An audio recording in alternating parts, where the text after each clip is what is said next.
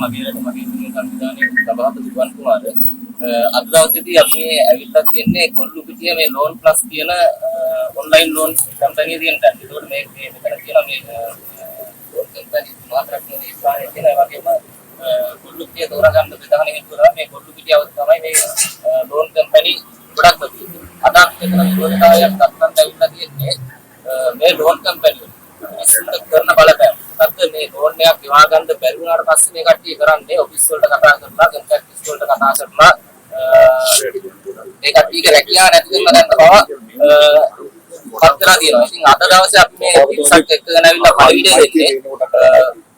ඔයාලා ලෝන් දුන්නා ප්‍රශ්නයක් නැහැ. අපිට ඒක කිසි ගැටලුවක් නැහැ. ලෝන් ණය කරගත්තත් කිසි ගැටලුවක් නැහැ. නමුත් මේ සාධාරණ පොලියක් තියෙන්න ඕනේ. සාධාරණ ණය කරගැනීමේ ක්‍රමයක් තියෙන්න ඕනේ. මේ වෙනකොට මිනිස්සු දහස් ගානකගේ රැකියාව නැති කරලා තියෙනවා මේ ඔන්ලයින් ලෝන් කම්පැනිලාවේ විසින්. එතකොට අපි කියන්නේ අපි අද මෙතන පරිවිඩයක් දීලානේ දෙන්නාගේ දැන් උඹලා වෙනදා කියනවා මිනිස්සුන්ට කියනවා ගෙදරට එනවා අපි ඔෆිස් එකට එනවා කියලා. නමුත් අද වෙනකන් කවුරුත් ගෙදරකට ඇවිල්ලත් නැහැ ඔෆිස් එකට ඇවිල්ලත් නැහැ. නමුත් අද මෙන්න මේ අසරණ ජනතාව මේකෙන් පීඩාවට පත් වෙලා ඉන්න ජනතාව අද ඇවිල්ලා තියෙනවා උඹලගේ ඔෆිස් එක ළඟට.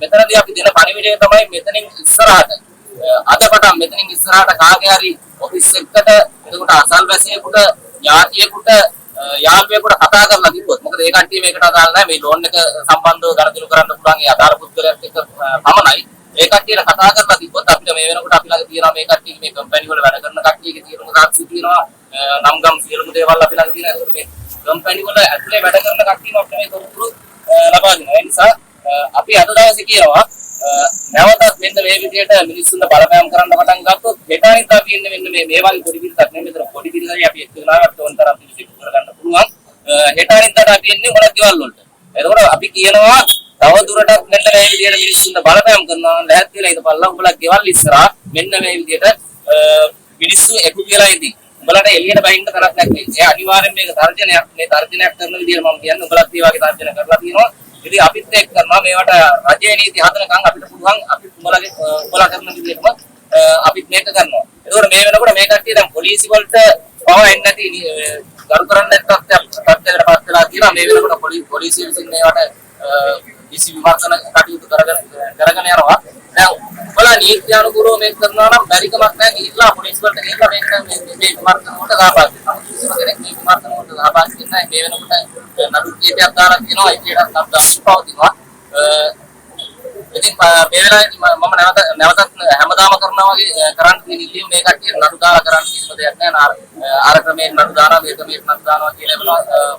සිතාසිය වෙනවා යන්ත්‍රවාසී වෙනවා. එතකොට මේ සිතාසිය වෙනවා එකොනොමිකේ අස්සම් දෙකක්. එතකොට මේවා සම්පූර්ණ හේතු විරෝධ වැඩ මේවා තනි කර බොරු වැඩ. මෙන්න මේවට අහු වෙන්න එපා. අද ඉඳන් නෙමෙයි මම වෙනදා ඉඳන් කියනවා වගේ මේවට ඔන්ලයින් ණය වලට නීතියක් නැහැ මේ රටේ. ඒ නිසා ගත්ත කිසිම කෙනෙක් කියවන්න එපා. දැන් අපි අර මෙතන ඉන්න වෙලාවෙත් මෙතන ඉන්න සුළු වෙලාවෙත් අපි දැක්කා මෙතෙන්ට ඇවිල්ලා දෙන්නේ මෙතන ණය ගෙවලා කියලා. ඉතින් තව කට්ටිය මේ එනවා ඇති ඇවිල්ලා ගෙවලා යනවා ඇති අපි කියන දැනුවත් කට්ටිය තමයි මේ පිළිබඳව මේ වංචාකාරී උදාල් දෙවන්නේ නැත්තේ. ඒ නිසා හැමදේනම දැනුවත් වෙන්න අපි ඉන්නවා මේ ඔන්ලයින් ලෝන් මාෆියා ඉවර වෙනකන් අපි සෙල්ලම් කරන්න දෙන්නේ නැහැ. මොකද මේක ජනාධිපති කෙනෙක් අගමැති කෙනෙක් මුළු ඇමති මණ්ඩලයක් මිනිස්සු එකතු වෙලා එළවලා දාපු රටක්. එතකොට මෙන්න මේ ඔන්ලයින් ලෝන් කම්පැනි කාර්ය කියන්නේ අපිට එකතු වුණොත් කරන්න බැරි දෙයක් නෙවෙයි. අපි මේ පොඩි පිරිසක් එකතු කරගෙන මෙන්න මේ පණිවිඩය දෙන්න. මෙතනින් ඉස්සරහට ඔෆිස් එකකට එතකොට අසල්වැසියෙකුට නෑදෑයෙකුට කාට හරි කෝල් කරලා තිබ්බොත් ඒ වගේ බලපෑමක් ඇති කරලා තිබ්බොත් අපි අනිවාර්යෙන්ම ඊළඟ අවස්ථාවේදී උඹලගේ ගෙවල් හොයාගෙන ඇවිල්ලා මෙන්න මේ විදිහට වට කරලා උඹලා ගම්වලක් ඉන්න බැරි තත්ත්වයකට පත් කරනවා කියනවා. දැන් ලෝන් එක ගන්න එක පාර්ශවයක් තවත් පාර්ශවයකට කතා කරලා තර්ජනය කරලා ඒ මොකද්ද ඒ කරන්න උත්සාහ කරන්නේ මේ අය කර ගැනීමේ ක්‍රමවේදයක් නැහැ. ඒකට මෙයාලට මේ ක්‍රමවේදය තමයි තව කෙනෙකුට කියලා පිටින්ට මත් වෙන. ඒ කියන්නේ තව කෙනෙකුට ෆෝන් කරලා කියන්නේ ඔයා අපිට කියලා ඕන දෙයක් කරන් තියෙනවා. ඔයා ගෙවන්න ඕනේ. නැත්නම් ඔයාලට නඩු දානවා. මේ කොහොමද මේ නඩු දාන්න කියලා මොකුත් කරන්න බෑ මේ කට්ටියට. පොලිසියකටවත් පොලිසියක් පැත්ත බලාතක යන්න බෑ මේ කට්ටියට විරුද්ධව පැමිණිලා ගන්න. මොකද ලංකාව පුරා හැම පොලිසියකම මේ කට්ටියට විරුද්ධව පැමිණිලි තියෙනවා. මේ කට්ටියට එන්න කිව්වට එන්නේ නැහැ. දැන් ගොඩක් පොලිස් වලින් මේ කට්ටිය ගෙන්නගෙන තියෙනවා. මම හිතන්නේ දැන් 50 පාරක් 60 පාරක් විතර පොලිස් වලින් ගෙන්නගෙන තියෙනවා. ඊට වැඩි පැමිණිලි විශාල ප්‍රමාණයක් තියෙනවා.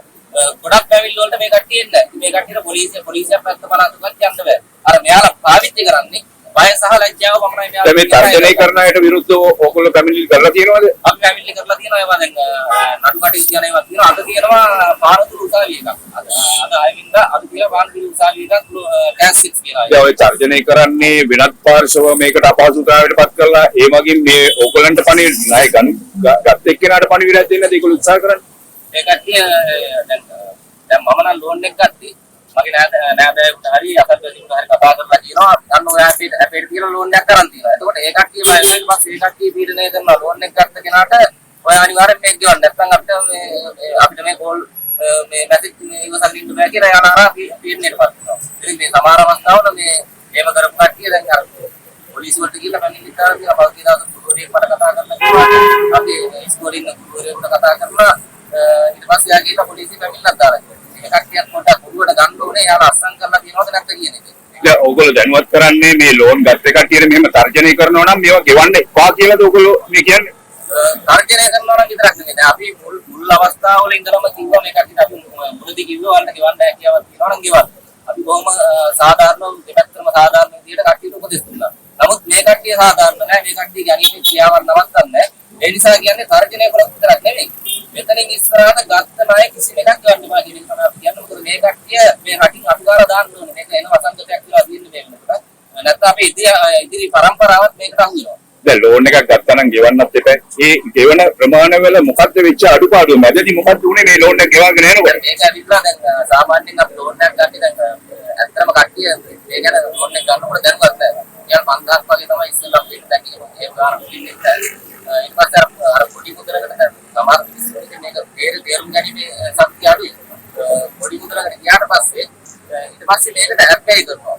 දැන් ලෝන් එක ගෙවන්න යන දවසේ තව ලින්ක් කියවනවා. ඒකට මෙයාලා අනිවාර්යෙන්ම ලෝන් එක ගන්න ඕනේ කියන මානසිකත්වයට වැටෙනවා. ඒකට මෙයා ලෝන් එක ගෙවන්න තව එකක් ගන්න බලන්නේ. මේ මානසිකත්වය මෙයාලා හදලා තියෙනවා. ඒ කියන්නේ මේක චේන් එකක් වගේ ගෙවලා ඉවර කරන්න දෙන්නේ නැහැ. එකතරම් කැරක් කියනවා මේ ගෙවලා ඉවර කරන්න පුළුවන් එකක් නෙමෙයි. අන්තිමට ලක්ෂ 25ක් දක්වා සායකාරයෙන් බවටපත් වෙනවා. හැබැයි ගත්තේ රුපියල් 5000. ඒ රුපියල් 5000 ගඩක් කරගන්න හම් වෙනවා ලක්ෂ 25ක්